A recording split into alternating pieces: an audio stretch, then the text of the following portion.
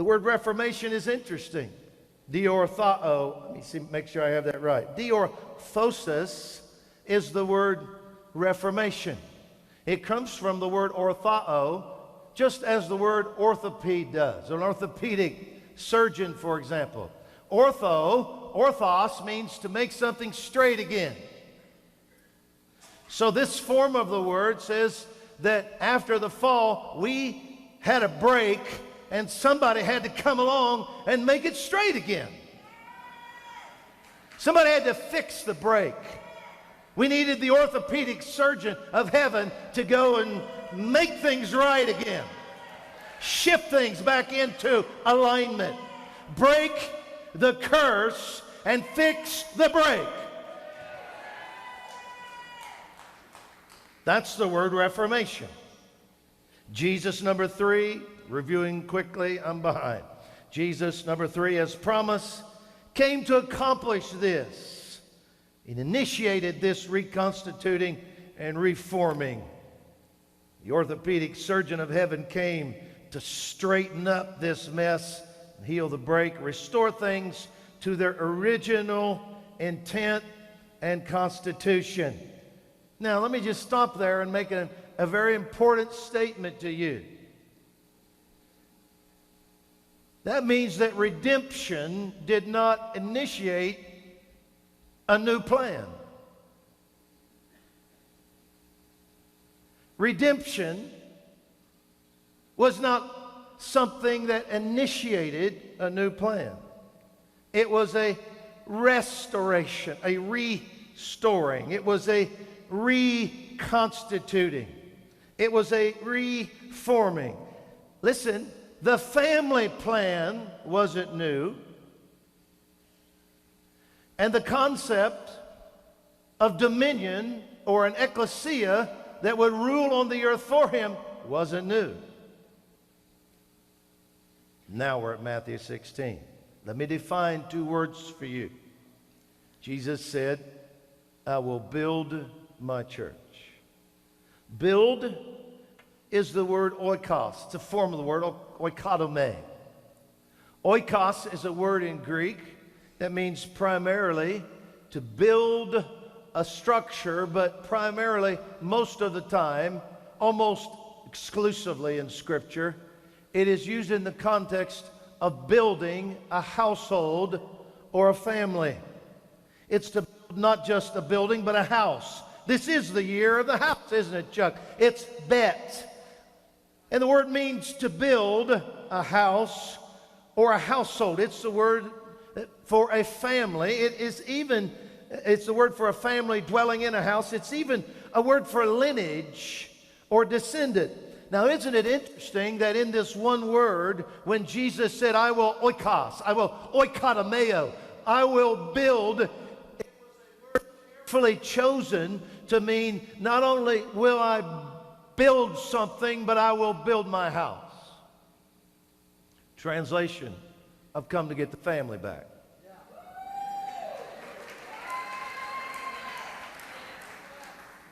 We're restoring something.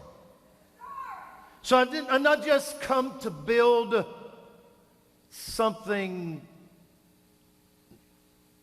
that hasn't been. I've come to go back and recapture and get the family back. This is to me, and I'm reviewing quickly, this to me is Mark 16's commission. Go into all the world and get the family back. Preach the good news. Get them saved, healed, delivered, filled with the Spirit. Right? Go preach the gospel, the good news. Get them saved, healed, lay hands on the sick, cast out demons. They'll speak with new tongues. Get the family back and get them filled with the Spirit.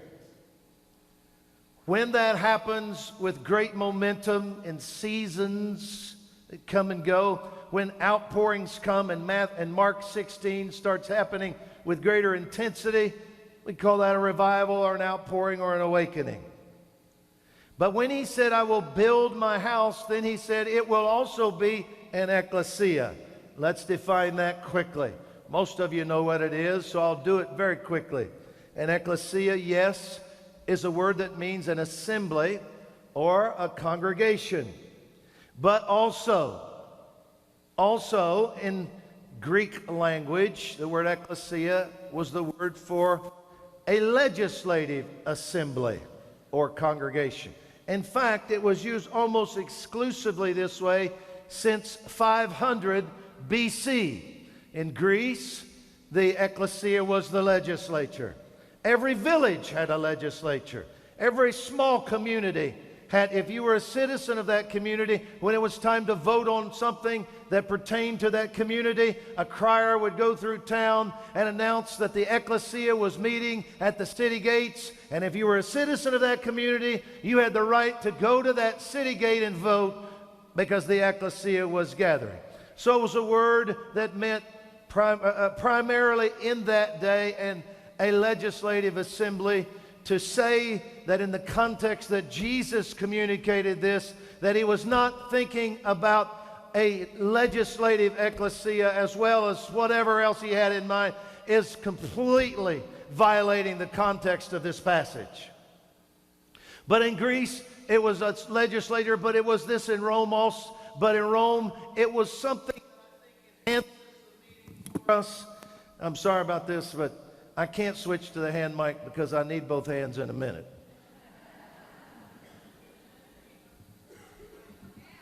So I'll just stop and back up and repeat it if I need to. Okay.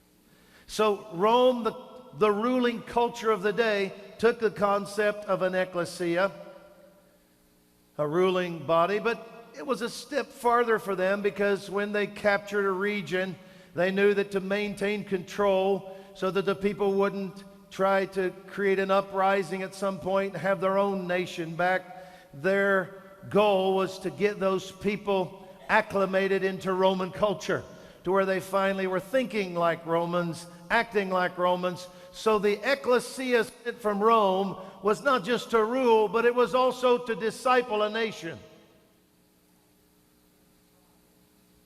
Did you hear that? Not only to rule, but also to disciple a nation. Make it think and look like Rome, culturally, financially, education, language. Turn them into Roman citizens that think like Roman citizens. That would be discipling a nation. So the legislature was more than just a government that ruled. It was a government that transformed. So when Jesus said, build my house, he adds to it, and this house will be an assembly. It will be a legislature. It will be a discipling governmental group of people. And this is Matthew 28's commission. Go into all the world and not just get the oikos reestablished, the family, but also be an ecclesia that disciples the nation for me, because I've reestablished the dominion mandate. You can take care of the planet again and make it look like heaven. You can take care of the planet and make it look like the ruling kingdom, and I overthrew the kingdom of darkness and reestablished heaven's kingdom. That's the good news. So now you can take my authority and you can make planet Earth look like heaven again.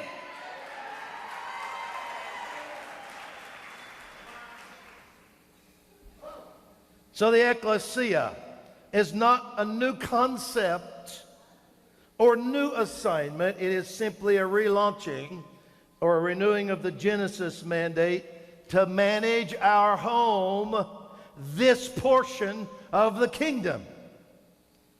God was saying the kingdom of heaven has come and reconquered earth. That's the good news. Now as my ecclesia, rule it and make it look like heaven again. Number 4, quickly, the king of the kingdom put a five-fold or five-faceted leadership team in place to help the oikos and ecclesia accomplish these two mandates. Apostles to oversee, prophets to hear God's instruction and timing, evangelists to multiply the family, pastors to nurture and care for it, and teachers to instruct and train its members. Number 5, Satan, unable to overthrow or defeat the second and last Adam, Christ, found that his only recourse was to interfere with or interrupt the plan of reforming and reconstituting. Let me just slow down there. He can't overthrow this Adam, the last Adam. He can't conquer him.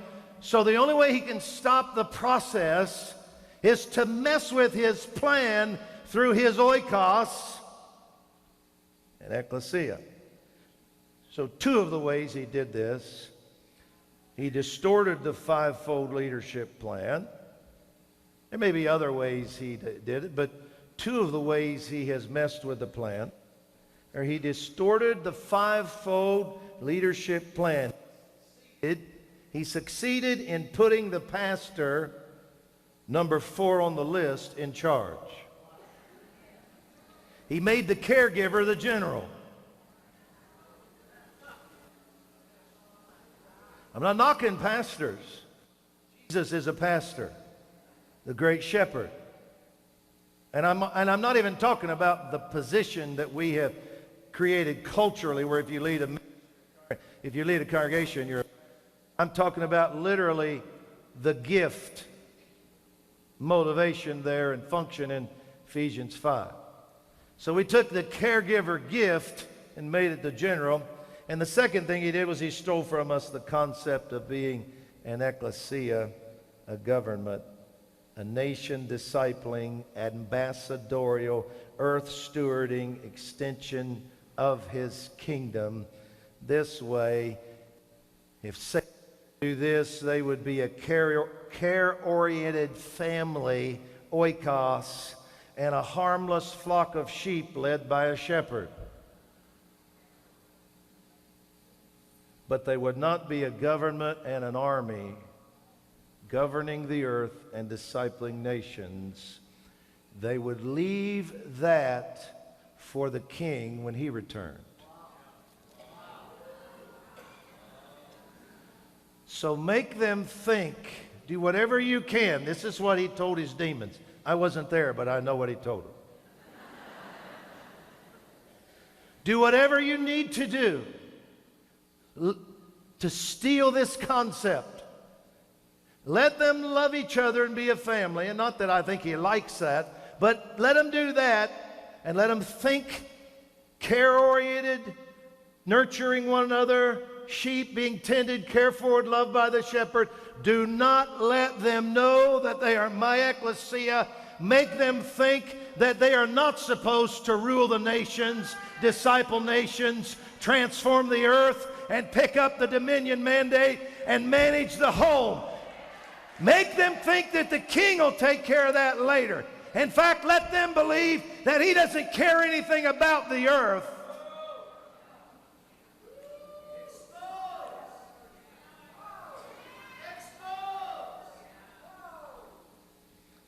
Now, let me just insert this, and then I'm going to move into a huge, long list of comparisons between oikos, what it means to be a family, a household, which is good. It's a part of the mandate. It's where we start, as he adds and takes us into a functioning ecclesia, what that's going to look like. And I've got about 50 things that I'm going to rattle off and say, this is this and this is this, okay? So fasten your seatbelts and don't look at me like that. I'm going to do every one of them quickly. But before I do that, let me just give you one way that he messed with our understanding of ecclesia being a government, a legislature. And this may surprise some of you. One way he stole the concept from us was through the word church. Now, let me just tell you before I go any farther, I like the concept of church. I'm not going to mess with the term. In fact, the concept of church has come to mean everything we love and hold dear. So this is not the problem, so that's not where I'm going, so relax. But he messed with it this way. Our English word church originally was not even meant to be a translation of the word ecclesia. We get our English word church from a German word, Kirika, and Kirch, or Kirche, I'm not sure how to say it. Probably Kirch. So from this Kirika word, German word, we got church, but the German word came from the Greek word Kyriakon. So here we go. We got the Greek word Kyriakon, which comes from the word Kyrios, which means lords. So it's a good word. It actually means belonging to the Lord. That's a good thing. So Kyriakon, belonging to the Lord, then it went to the German word Kirika, and then the English word came from that, church. So church didn't even define ecclesia, it defined Kyriakon, something that belonged to the Lord. Since 300 AD, the word church, Kyriakon, was used to describe houses of Christian worship and Christian religious orders. We still use the term church to describe those things, and as I said, it's good. But in 1611, King James did not like the concept of an ecclesia. I can't imagine why. This earthly king, who was somewhat religious, but he did not like the concept behind the word ecclesia and where that might go in people's thinking. So in 1611, when King James was having the scriptures translated into English, in his 15 rules of translation, he mandated that every time they came to the word ecclesia, they would translate it not as a legislative assembly, but as the word church, a building or religious order.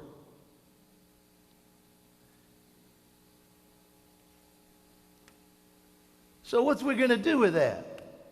Well, we're not going to throw out the word church. It's a good word. It comes, as I said, to embody much of what we love and believe in. We're not going to throw it out, even no more than we're going to throw out the word pastor or the gift pastor, just because that's been misdefined in some ways.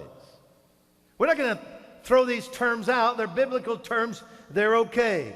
What God is going to do to fix this is He's simply going to add to that. He's going to restore the concept of ecclesia. He's just going to say, yes, you're a church, and yes, you gather, and yes, you worship, and yes, you have a building, but you know what else you are? You're my legislative dominion people called to manage the planet for me, to disciple nations and turn them into people that think like heaven.